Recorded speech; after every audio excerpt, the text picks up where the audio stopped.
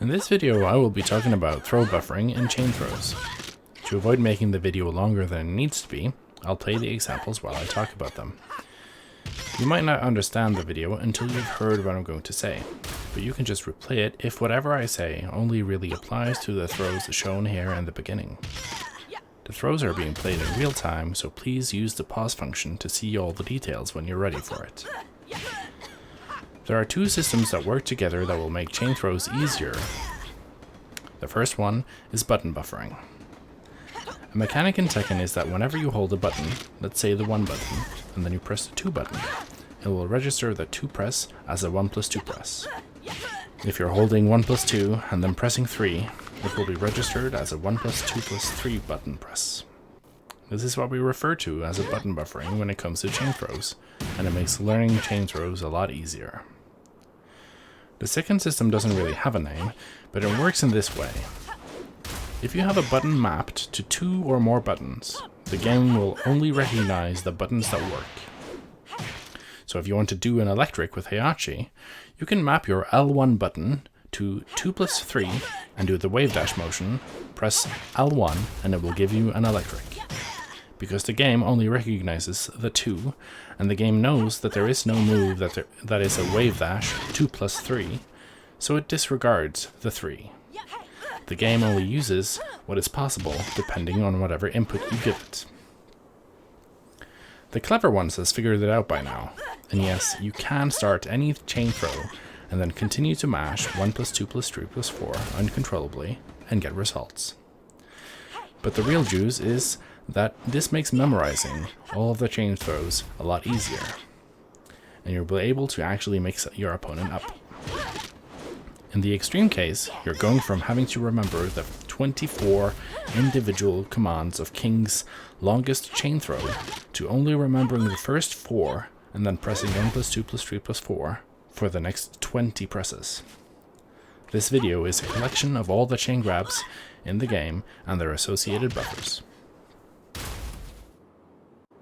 By now, you've seen quite a few grabs on screen, but why am I inputting seemingly random 3s, 4s, 1+2s, and other inputs into these grabs if the game supposedly accepts 1+2+3+4 as an input and only recognizes whatever is actually working? Whenever the game has 2 or more ways of continuing a throw chain, you have to differentiate some way to let the game know which of the possible outcomes you want. If you want the option that is broken with a 1 break, you might have to change your input slightly.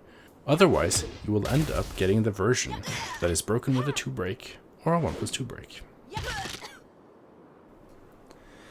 So, to recap, find whatever throw from whatever character that has a chain throw in this video and study it for a bit to figure out how to do these grabs in the way that they were meant to, and not the way that they are listed in the move list.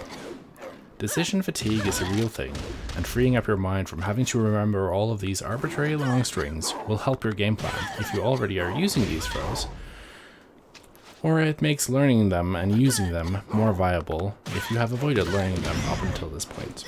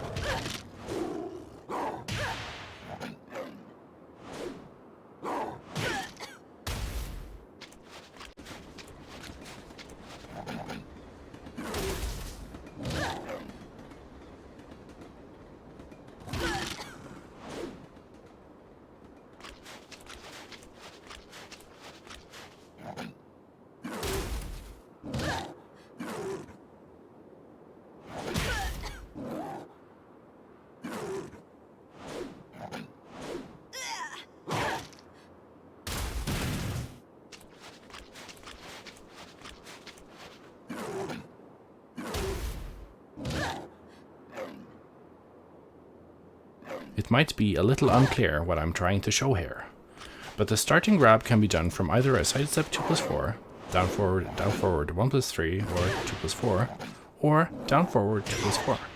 It doesn't matter what starter you use, every chain after the starter is possible from every one of these starters.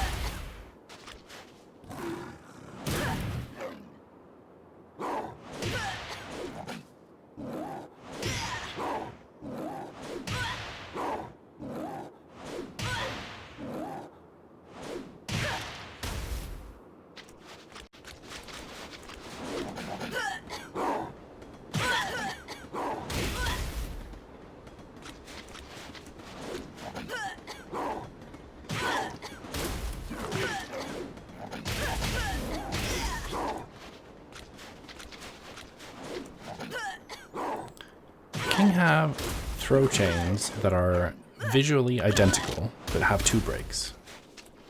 That is why you will see a lot of information on the screen right about now. I'm sorry about this, I just didn't want to record this twice and have these portions be twice as long for no real reason.